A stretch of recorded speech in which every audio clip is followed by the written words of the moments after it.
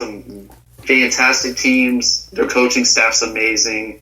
They were just in the state championship a few years ago, and they've shown promise, and I know there's some people, they doubt some of these teams, but if you look at just the way their roster is and some of the film, like from Huddle and stuff like that, they really can put on a show, and just wake people up. You know what I'm saying?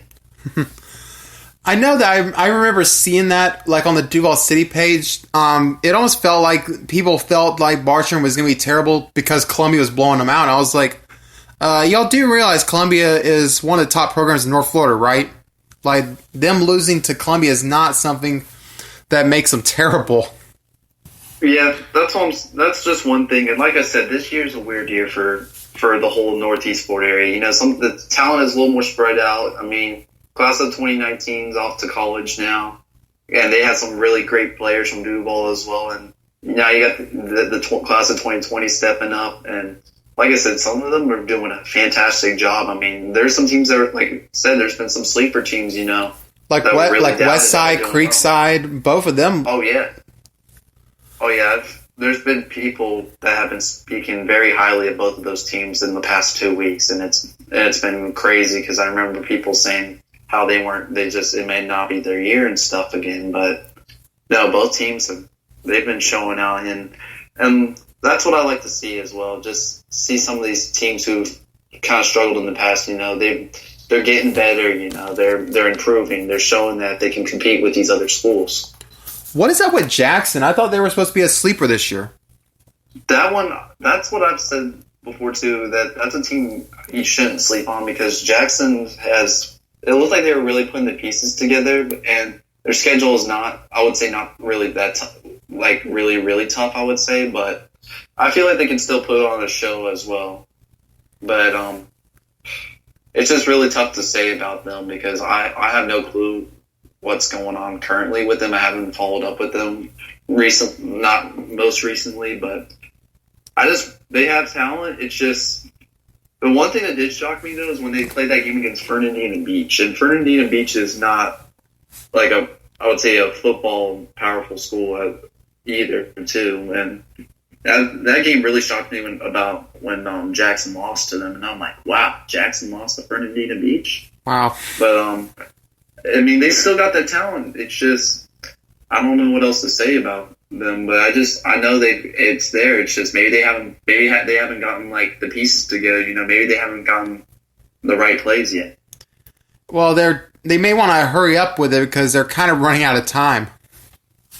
Yeah, and I remember that whole mess last year with the whole playoffs thing about the coin toss. I mean, come on, dude. Like, how did Jackson not get in the playoffs over Gadsden County, who didn't win a single game? Yes, they had a tougher schedule, but, I mean, come on, man. Jackson should have been in the playoffs. I think I pointed it out before, even though I understand the reasoning for it, but it's kind of just sad to look at. There so many years in a row they got blown out by Lee to the point that they dropped Lee. Yet, I know that had they kept Lee on the schedule, that would have pushed them into the playoffs, even though they would have gotten blown out. So it's like one more time of getting blown out by Lee, and you would have got yourself in the playoffs. That's just some sad luck right there.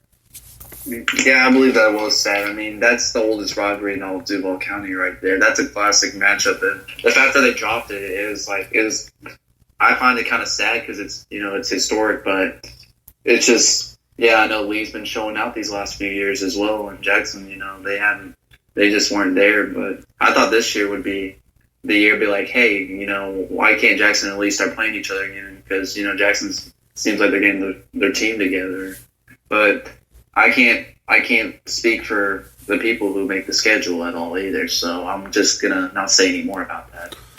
There's also, I believe, West Side stopped playing Lee this year as well. I think that was technically an old rivalry, but they actually played each other just the last 2 years because before that I don't think they were playing each other to my knowledge. But I know the last 2 years Lee did not. They beat West Side I think by a lot because West Side they didn't have it. They just didn't have the players or the team that year because they've had some losing seasons the last few years, which has pretty much cause them to lose to some of these bigger, better schools in a way. Okay. Well, take care, and I guess, like as I said earlier, best of luck for tomorrow. Oh, for sure. Yeah. Thanks for having me on the shows. It was definitely interesting, and hopefully this will, maybe inspire people, get them thinking about, what could happen since playoffs is coming and district games are coming up to an end soon in a few weeks.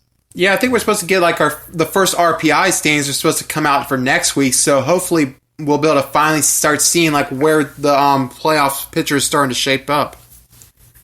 Yeah, for sure. I mean, and like I said, we're already seeing it with some of these district games that have already happened, that it's already shaping up to be that time. We're halfway through the season, so we'll definitely see who comes out to shock the state, All right. And also, for listeners, be sure to follow him on at Johnson Sports on Twitter. Yep, the Twitter handle is North FL Johnson, but the title name is 904 Johnson Sports. All right. And I get I'll be sure to tag you for our scores for our game tomorrow as well. Oh yeah, I would definitely want to follow up with that. That's gonna be a hell of a game. All right. And that was all, folks, for today from the 9th episode of 792 Florida Sports.